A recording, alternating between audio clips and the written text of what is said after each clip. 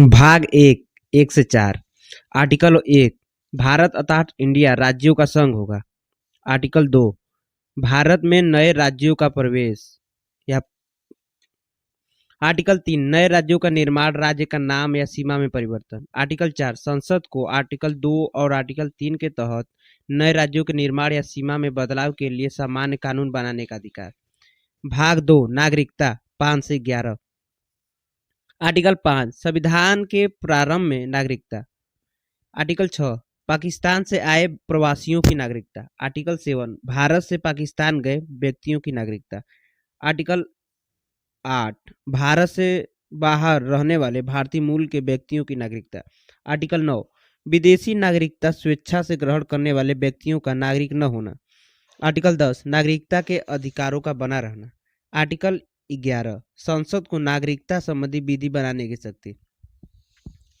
भाग 3 12 से 35 के मध्य मूल अधिकार। आर्टिकल 12 राज्यों की परिभाषा। आर्टिकल 13 विधि के विषय में।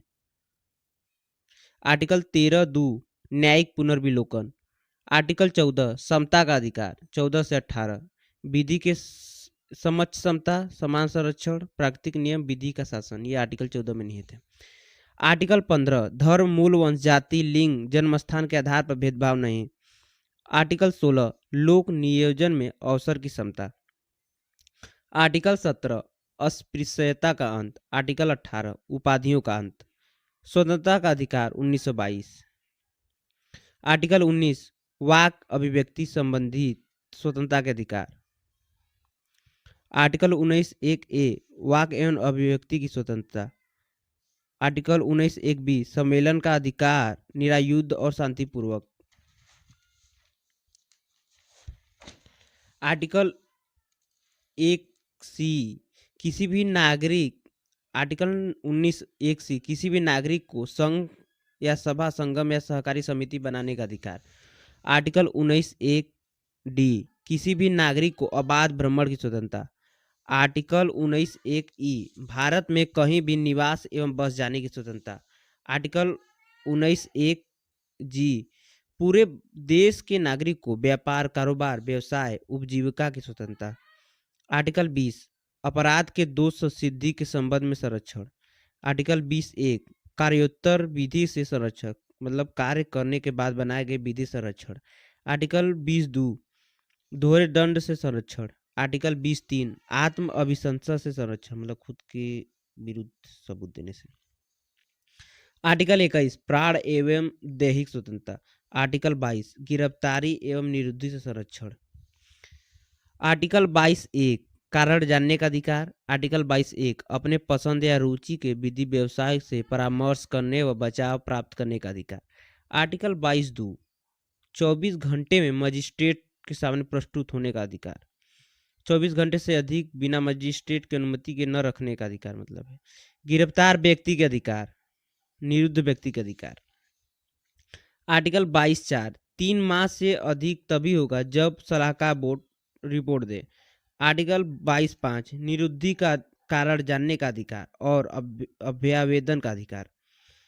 आर्टिकल 22(6) लोकहित के विरुद्ध हो तो कारण नहीं बताया जाएगा। शोषण के विरुद्ध अधिकार 23(24). 23 मानव दुर्व्यापार, बालाश्रम, बेगार आदि पर प्रतिबंध, बाल श्रम पर प्रतिबंध।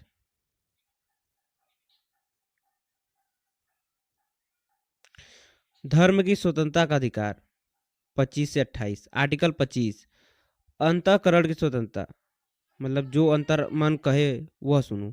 आर्टिकल 26 धार्मिक मामलों के प्रबंध की स्वतंत्रता। आर्टिकल 27 कर देने के विषय में स्वतंत्रता।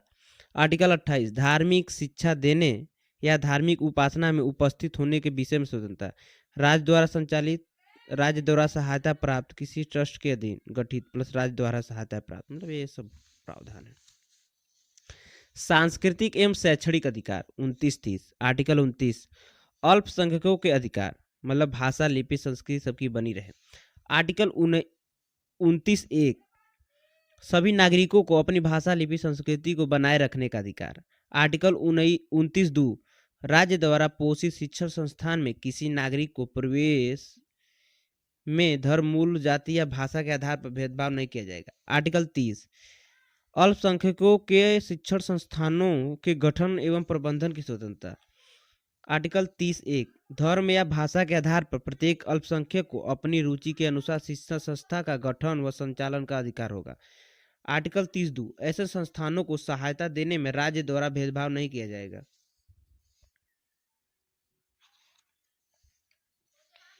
आर्टिकल 32 संवैधानिक उपचारों का अधिकार। आर्टिकल 32(1) फंडामेंटल राइट का उल्लंघन होने पर मुकदमा सीधे सुप्रीम कोर्ट में दायर होगा। आर्टिकल 32(2) सुप्रीम कोर्ट मूलाधिकारों के लिए कोई भी आदेश, निर्देश, रिट जारी कर सकता है। आर्टिकल 31(1) संपत्ति का अनिवार्य अर्जन कानून द्वारा। आर्टिकल 31(b) कुछ विधियों का विधिमान्यीकरण। आर्टिकल 31(c) आर्टिकल 39(b) एवं 39(c) को लागू करने के लिए कानून बनाया जाता है, तो इसे 14 और 19 के वर्णित मूल अधिकारों के उल्लंघन के आधार पर चुनौती नहीं दी जाएगी। आर्टिकल 33 संसद निम्नलिखित के मूल अधिकारों में कोई परिवर्तन कर सकता है, जैसे सेना, सुरक्षा बल, खुफिया संगठन, लोक व्यवस्था से जुड़े लोग जो उपयुक्त को संचार उपलब्ध कराते हैं। आर्टिकल 34 मार्शल लॉ अर्थात सैनिक कानून लागू नहीं रह जाएगा।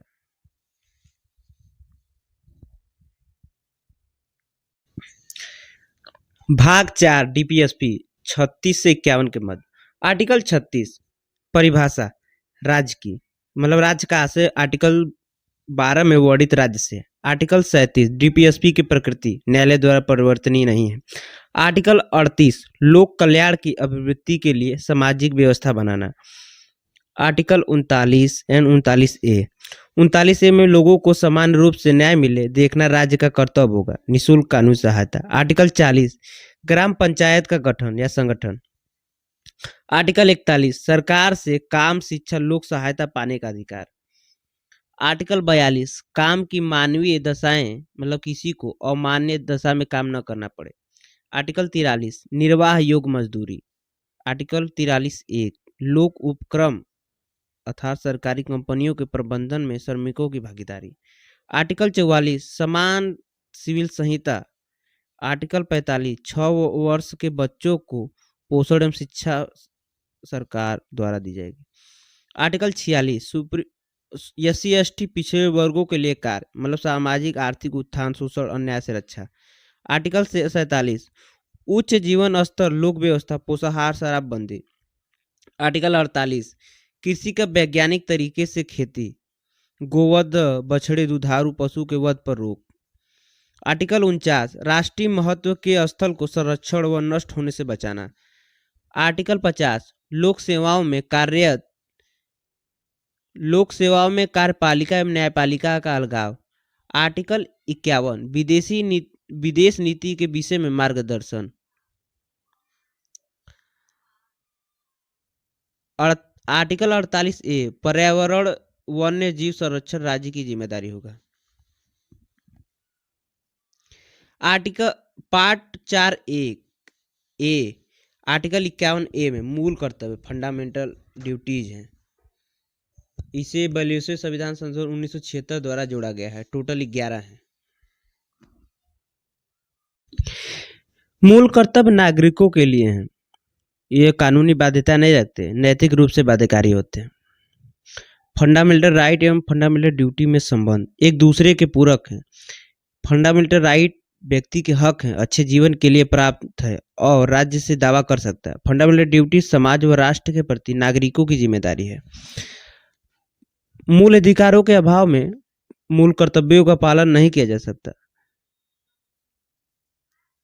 और मूल कर्तव्यों के अभाव में अधिकारों के दुरुपयोग की संभावना बढ़ जाती है। दोनों परस्पर सहसंबंधित है। यह यूएसएसआर के संविधान से प्रेरित है। मूल कर्तव्य 1 संविधान का पालन करें और उनके आदर्शों, संस्थाओं, राष्ट्रध्वज और राष्ट्रगान का आदर करें। मूल कर्तव्य 2 स्वतंत्रता के लिए हमारे राष्ट्रीय आंदोलन को प्रेरित करने वाले उच्च आदर्शों को हृदय में संजोए रखें और उनका पालन करें। तीसरा, भारत की प्रभुता अखंडता एकता की रक्षा करे और उसे अक्षुण्ण बनाए रखे। चौथा, देश की रक्षा करे और आह्वान किए जाने पर राष्ट्र की सेवा करे।